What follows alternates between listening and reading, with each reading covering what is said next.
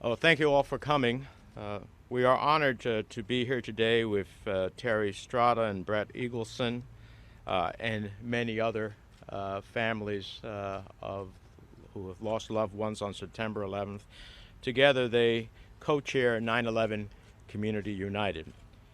Terry lost her husband Tom during the horrific attacks of September 11th, and in the years that followed, she has never once relented in her quest for accountability and justice. So I want to thank you for being here, Terry, and I know the loss of your husband weighs heavily on your heart, just as the loss of his father weighs heavily on Brett's heart. Indeed, all the 9/11 families joining us today share in this pain. In just a few weeks, Americans will pause to reflect on the 20th anniversary of the September 11th attacks.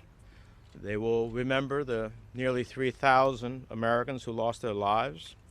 They will recall where they were when they turned the TV on and watched the Twin Towers burn. They will think about how 9/11 changed our relationship with the world and how we travel in so many other ways. They will remember the spirit of unity that brought us together in the days that followed.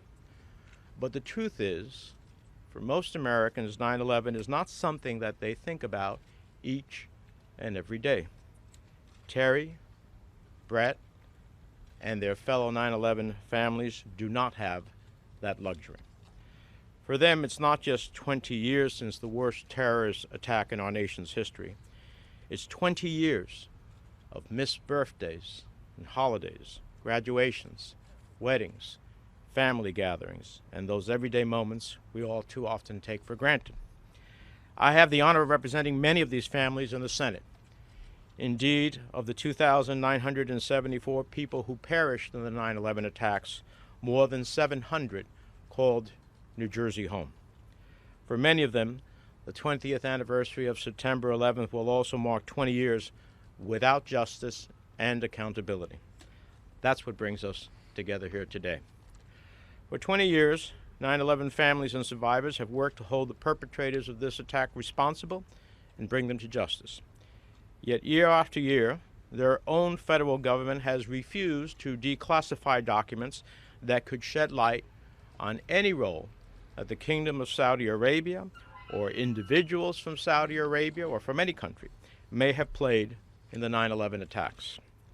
For example, in 2018, the FBI responded to a subpoena by claiming that locating these documents and declassifying them would be too burdensome of a problem. But I respectfully suggest that any bureaucratic burden pales in comparison to the burden that weighs down on our 9/11 families. Then in 2020, former Attorney General William Barr and then acting National Director of Intelligence Grinnell invoked the, quote, state secrets privilege to block access to some of these documents with no explanation at all. Attorney General Barr actually claimed that even the simple act of explaining the Trump administration's rationale for withholding this information would threaten our national security. Well, I don't know, but given the past administration's reputation for kowtowing to the Saudis, I question exactly who they were protecting by invoking the state secrets privilege. These families want answers. They want justice. They want accountability. But without transparency, they will be denied all three. That's why today I'm introducing the September 11th Transparency Act, bipartisan legislation, along with Senators Cornyn, Senator Blumenthal on the Judiciary Committee will be joining us shortly to speak, Majority Leader Schumer, Senator Chuck Grassley, Senator Booker, Senator Gillibrand, and on the House side, Congressman Hakeem Jeffries will introduce the same legislation with other colleagues. And I want to thank them all for their leadership. This bill would direct and require the Director of National Intelligence, the Attorney General, and the Director of the CIA to conduct a timely review of all the relevant documents and declassify them as appropriate. And if the agencies do not declassify a document or record, they will be required to provide Congress with a justification for that decision. So we will at least know that a document or record exists by them saying that we have a record, but we are not going to declassify for whatever reason, and then Congress can act upon that.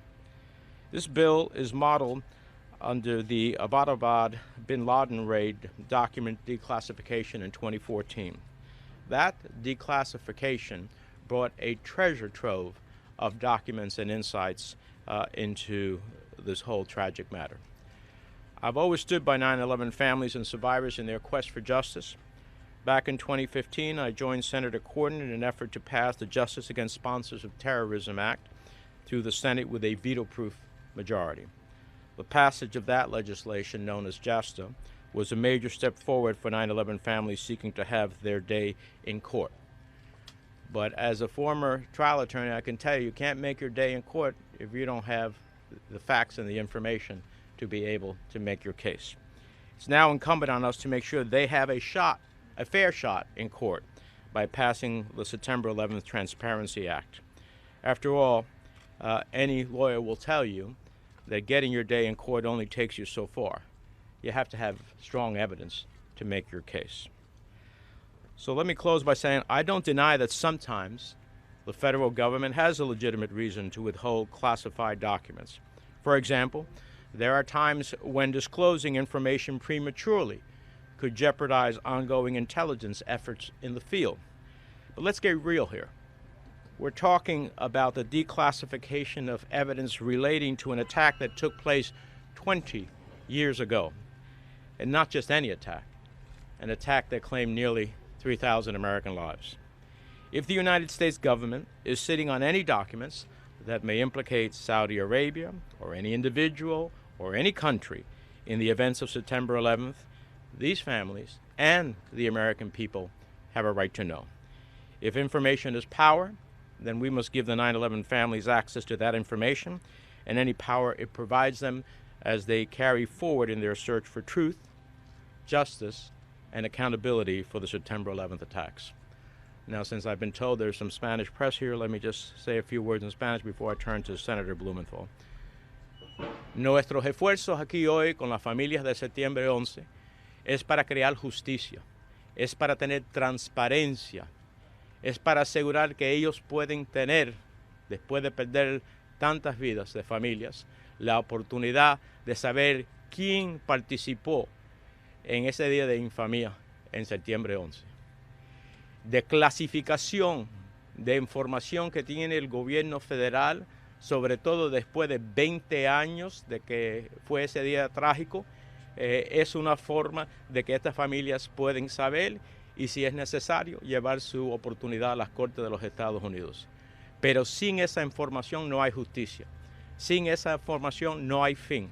Sin esa información actualmente no se puede crear una clausura en esta herida.